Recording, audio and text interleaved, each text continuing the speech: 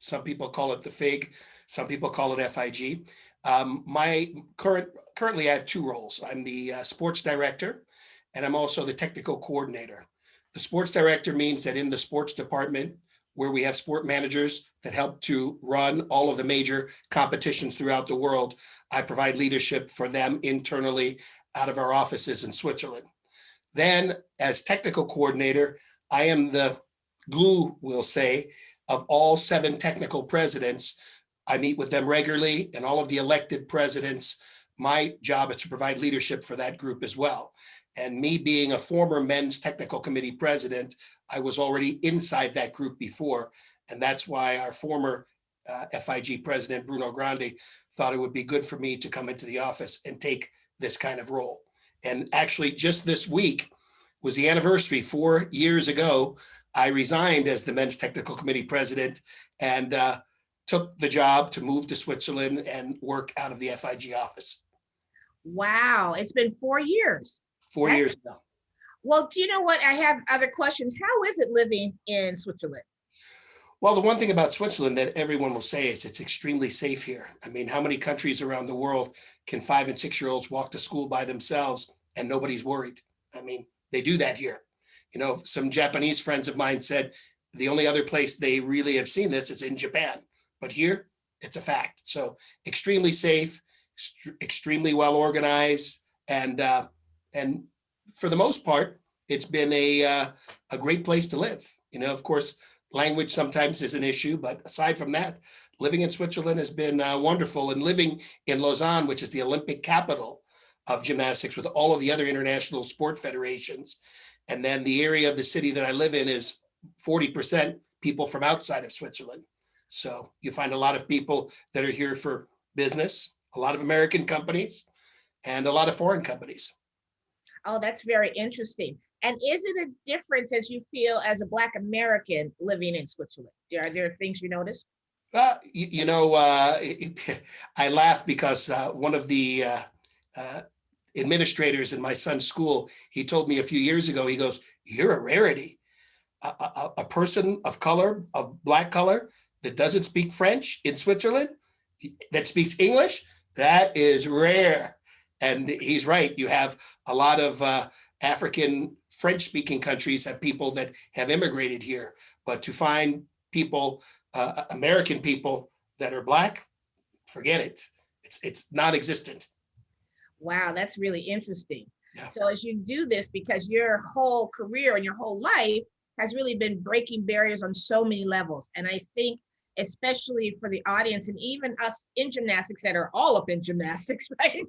All up in gymnastics, really don't understand the process. I mean, we're on one end training gymnasts or doing that whole thing, but the reality of it is they have to have a system to work in all the rules. I mean, it's just such a interesting part, and you're really the only Black that has ever risen to this level. And actually, I don't know if American actually says, because I think in your role, right, have there been any other Americans that worked? Well, no, there's no other Americans working for the International Gymnastics Federation, but plenty of Americans have risen to great positions and have been authorities with the International Gymnastics Federation. There have been many. Now, right, but work at the office? No, working at the office, no. The office is primarily European. And in fact, when I moved my family to the office, as far as I can remember, there were no other families that moved their entire family, and definitely not across the ocean, to take a job at the International Federation. Wow. So tell us how you got to this position, because I think it's so rare, and understanding the rise up through judging. First, you're a coach. So give us, I guess, an overall of your trajectory to where you are now. Well, first of all, I have to say to our audience that I remember myself as a young judge and national team coach, and we became friends. And it was you who came to me and said, "You've got to run to some positions of authority and help and be an inspiration for the next generations, especially people of color." And I had never even thought of running for the USA Gymnastics Board of Directors, Executive Committee, any international positions.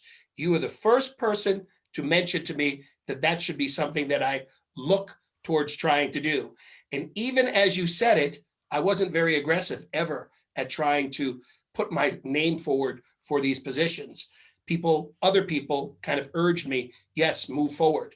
But I'll never forget you mentioning to me, and as soon as you did, I said, okay, I'll run for the men's program committee, which, as you know, in USA Gymnastics, that's the committee that makes a lot of decisions as to who qualifies to the world team, the Olympic team, and sets kind of the pace for men's gymnastics in the country.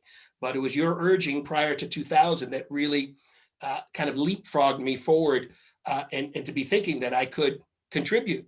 And I really appreciate that, because really it's been life-changing, all of the positions that I've been in. As you know, I've judged 3 Olympic Games. In the last Olympic Games in Rio, I was the men's technical president and the technical delegate for the competition. So essentially, I was the chief judge and oversaw the entire men's gymnastics competition for the Rio Games. So that was probably one of the best things that I've ever been involved in. And people say to me, well, what was so great about it?